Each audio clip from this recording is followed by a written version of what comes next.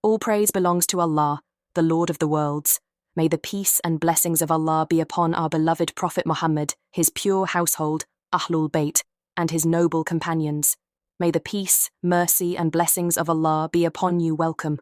Let me share with you a dream that has stayed with me for years, one that speaks volumes about the state of our faith today. In my dream, I was standing next to the Prophet Muhammad, peace be upon him. There were other Muslims nearby, people who, I assumed, would be overjoyed to see him, but to my shock, they didn't recognize him.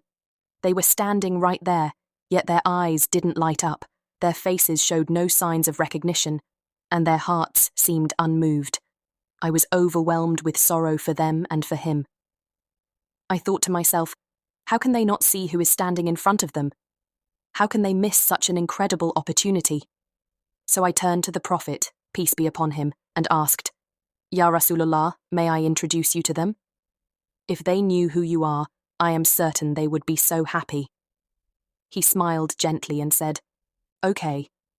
I approached them and began whispering, carefully explaining to them who this remarkable figure standing before them truly was.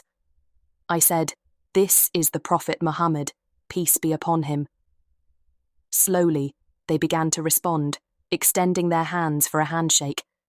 But to my dismay, their reactions were indifferent. There was no excitement, no joy, no awe in their expressions. It was as if it didn't matter to them at all. When I woke up, I was amazed by the dream. I kept asking myself, what was wrong with them? Why didn't they recognize him? And even when they knew, why didn't they care? It took me years to fully understand the meaning of that dream. The Prophet Muhammad, peace be upon him, in the dream was not just himself. He represented Islam itself. It reflected the reality of our times. Many claim to be Muslim, yet they do not truly know the faith.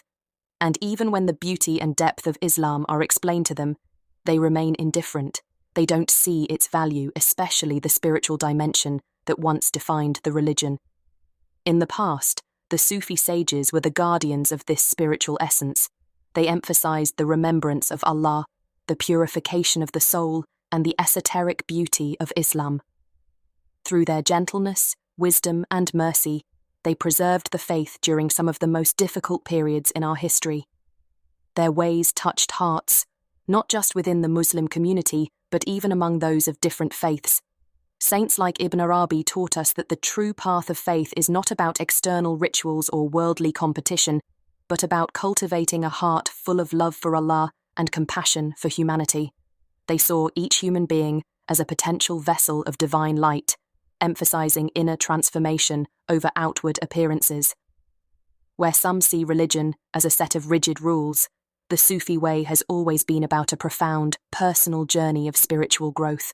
It's about getting closer to Allah through love, reflection, and sincere devotion. Prayer becomes more than a ritual. It becomes an intimate conversation.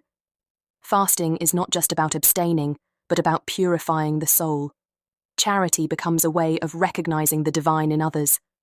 My dream was a reminder of the spiritual void we face today.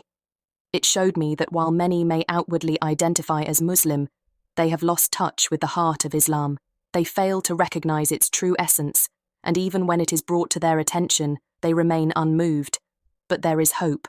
Just as the Prophet, peace be upon him, smiled in my dream, there is a gentleness in his example that calls us back to the soul of our faith.